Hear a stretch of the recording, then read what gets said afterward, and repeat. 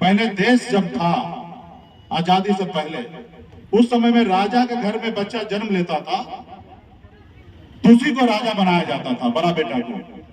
लेकिन बाबा साहब ने संविधान बनाया, एक दलित का बेटा, एक राम का बेटा ये देश का संविधान बनाया। और वो संविधान बनाया, उसके हाथ से लोग छुआ हुआ पानी नहीं पीता था, उनको किसी के घर में ठहरने नहीं देता था।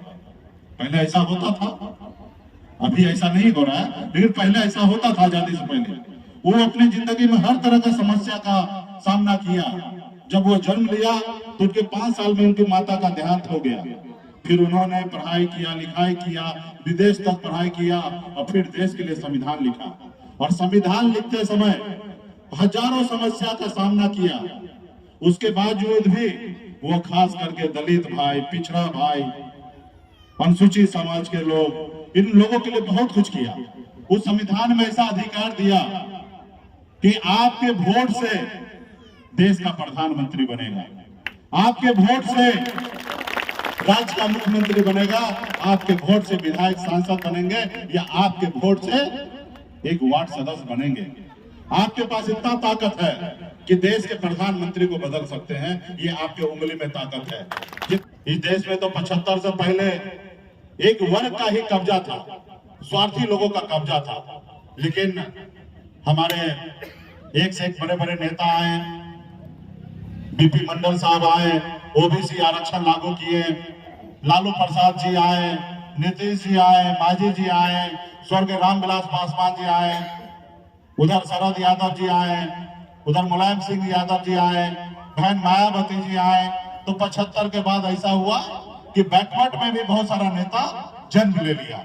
और जब बैकवर्ड में नेता जन्म लिया तो देश में संविधान जो है वो बैलेंस में चलने लगा। उसमें ऐसा हुआ कि सबके पास पावर आएगा, सिर्फ एक व्यक्ति के पास नहीं आएगा। और आपको और हमको दोनों को वोट का अधिकार भी हम लोग समझ गए। आज इसीलिए ना, आज एक मछुआरा का बेटा अपने वोट का अधिकार हमने समझा, हम अपनी ताकत को समझा, हमने पहले संघर्ष किया, दूसरे नेता के पीछे घूमे, फिर हमको लगा ये लोग सुन नहीं रहा, तो हमने क्या किया, आपके सहयोग से दल बनाया। और जब दल बनाया तो बल मिला, और जब बल मिला तो हमारे हर तरह का समस्या का हल हो रहा था। आज 2020 का जब चुनाव हुआ था, उस समय बिहार का मुख्यमंत्री हमने बनाया, एक निषाद मल्ला का बेटा और एक मूसर का बेटा। अगर समर्थन नहीं देते तो बिहार का मुख्यमंत्री नहीं बनता। वो ताकत हमारे पास आया। भले 4 विधायक था, लेकिन 74 विधायक से कम नहीं था। हम अगर सपोर्ट में थे तो सरकार चलता, अगर समर्थन में नहीं रहते तो सरकार नहीं चलता। ये हमारे पास ताकत आया।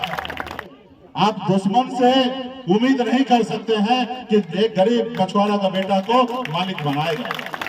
आप हमने पहले भी हमने संघर्ष किया है। आज 42 साल की उम्र हो गया, 42 साल में 24 साल से मैं संघर्ष कर रहा हूं। एक समय था कि माँ बाप, भाई बहन, रिश्तेदार सबको छोड़कर अपनी जिंदगी को बेहतर बनाने के लिए मुंबई जैसे शहर चला गया, सब घर परिवार को छोड़कर।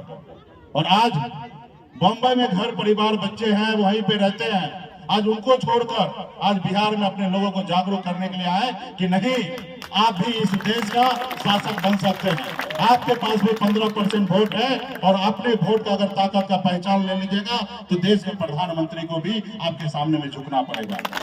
चाहे राज्य का मुख्यमंत्री हो, उनको भी आपके सामने में झुकना पड़ेगा। हमारी लड़ाई है। जब बंगाल में आरक्षण मिल रहा है, जब दिल्ली में निषाद को आरक्षण मिल रहा है, तो बिहार में क्यों नहीं मिलेगा भाई? जब देश का प्रधानमंत्री एक है, संविधान एक है, तो फिर हमारे साथ भेदभाव क्यों है? और हम पूरा करेंगे। आज 4 विधायक आए तो हम सरकार को घुमाते थे, जो कहते थे वो सरकार को मानना पड़ता था। कल 10 को सांसद होगा तो दिल्ली में हमारा चलेगा। आप लोगों ने देखा होगा कि अटल बिहारी वाजपेयी जी का स्वर्गीय रामविलास पासवान जी एक ही लोकसभा सीट को लेके उनकी सरकार को गिरा दिया था। कल हमारे पास भी 10 को सांसद होंगे, और जब 10 को सांसद होंगे तो हम भी दिल्ली के सरकार को कहेंगे कि आप हमारा काम कीजिए, तो हम आपको प्रधानमंत्री रहने देंगे। वरना अगर आप हमारा काम ही नहीं कर सकते तो हम बदल देंगे, क्योंकि विपक्ष वाला भी ऑफर करता है। जैसे हम बिहार में मंत्री बने तो लालू जी का तरफ से ऑफर आता था कि आप डिप्टी सीएम बन जाइए, चारों विधायक को मंत्री बना लीजिए, आप हमारे साथ आ जाइए, हमारे साथ सरकार बनाइए। लेकिन हम लोग ईमानदार हैं, एक लव के वंशज हैं, अमर शाही जुब्बा के वंशज हैं, वीरांगना फूलन देवी के वंशज हैं। हम कभी किसी के साथ गद्दारी नहीं करते हैं, हम कभी किसी के पीठ में खंजर नहीं भोंकने का काम करते हैं, और हम लड़ते हैं तो सामने से लड़ते हैं, चाहे दुनिया का कोई भी ताकत क्यों ना हो। हम ईमानदारी के रास्ते पे चल रहे हैं। अरे कल हम जीरो थे, जीरो से हीरो बने ना, 4 विधायक बना हमको, सरकार हमारे मुट्ठी में था, फिर 40 बना लेंगे। हम संघर्ष करने से हम लोग पीछे हटते हैं। हम वो समाज चाहते हैं कि भगवान राम को भी उस पार जाना होता था तो हमसे मदद लिए थे कि केवट महाराज जी हमको उस पार उतार दीजिए। तो हम उसका वंशज हैं, तो हमें दूसरे को नाव चलाने के लिए क्या देना है या दूसरे पे क्या भरोसा करना है? हम खुद नाव चलाने वाले हैं। जब भगवान को पार लगा सकते हैं तो हम क्यों नहीं अपना आप को पार लगा लेंगे? सिर्फ जरूरी है सिर्फ संघर्ष करना, सिर्फ जरूरी है अपने वोट बैंक को समझना, सिर्फ जरूरी है आपस में भाईचारा बना के रखना। आज देश में धर्म की राजनीति होने लगा। जिसको स्कूल बनाना है, जिनको अस्पताल बनाना है, वो छोड़ के मंदिर बना रहा है। मंदिर बनाने के लिए आप लोग हैं ना, आज यज्ञ कर रहे हैं। महाराज जी यहाँ पे है, हम लोग सभी देवी देवता को मानते हैं। हम लोगों का काम है, सरकार का काम है भाई स्कूल बनाना, हॉस्पिटल बनाना। आज गरीब समाज, पिछड़ा समाज का बच्चा पैसे के अभाव में दम तोड़ देता है। ये सरकार को सोचने का काम है, लेकिन सरकार नहीं, धर्म में हमको बांट रहे हैं। 5 किलो चावल दे रहे हैं और हमारे बच्चों को कह रहे हैं कि यही विकास है। क्या हम गुलाम हैं, भिखारी हैं? हमें नौकरी चाहिए, हमें रोजगार चाहिए, हमें बैंक से लोन चाहिए, हमें पढ़ाई चाहिए, हमें इलाज कराना है, ना कि हमें भीख मांगना है। ऊपर वाला भगवान ने हमें 2 पैर दिया, 2 हाथ दिया। हम खेत में मजदूरी करेंगे, हम मछली मारेंगे, अपने घर परिवार को चलाएंगे। हाँ, पढ़ाने लिखाने के लिए कमजोर है तो सरकार का काम है कराना, लेकिन सरकार आज दूसरे तरीके से चल रहा है। जिसका जो अधिकार है उसको नहीं दे रहा है। तो आप अधिकार कौन देगा?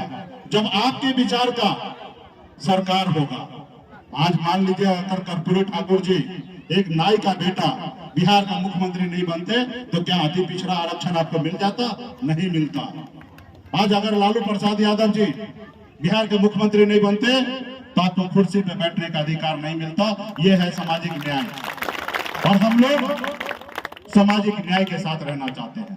हम लोग हर धर्म के लोगों को मानना चाहते हैं, हर किसी को गले लगाना चाहते हैं, चाहे ऊंची जाति के हो या दलित का बेटा हो, हर किसी को गले लगाना चाहते हैं। वहां पे कोई भेदभाव नहीं करना चाहते हैं।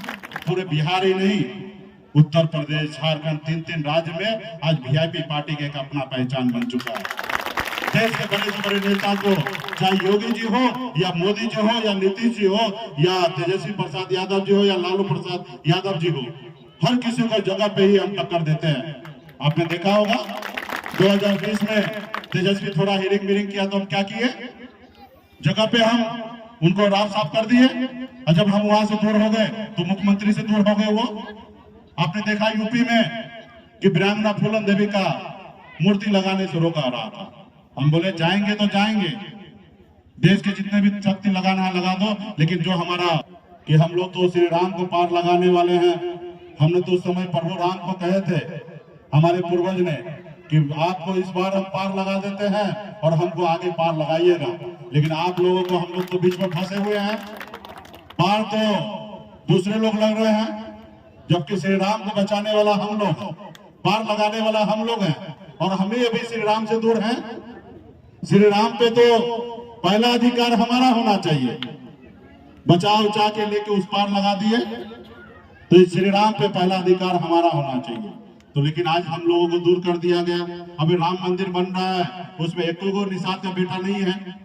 भाई श्री राम पे अधिकार हमारा होना चाहिए। 11 आदमी का कमेटी बना, एक को मला नहीं है। तो यही है, आप काम कीजिए और उसका फल आपको नहीं मिलेगा, लेकिन कर्म भी कीजिए, कर्तव्य भी कीजिए। इसमें घर में जाके सो जाइएगा तो नहीं होगा। आज मैं बॉम्बे में रहता, बिहार में आके अपने समाज के लिए काम नहीं करता तो क्या मैं बिहार का नेता बनता, लीडर बनता? आज देश के बड़े बड़े नेता झुकते हैं, डरते हैं। आज कुछ भी नहीं है तो 1 दर्जन सुरक्षा कर्मी मेरे आगे पीछे घूमते हैं। क्यों घूमते हैं? क्योंकि मेरे साथ आप लोग हैं।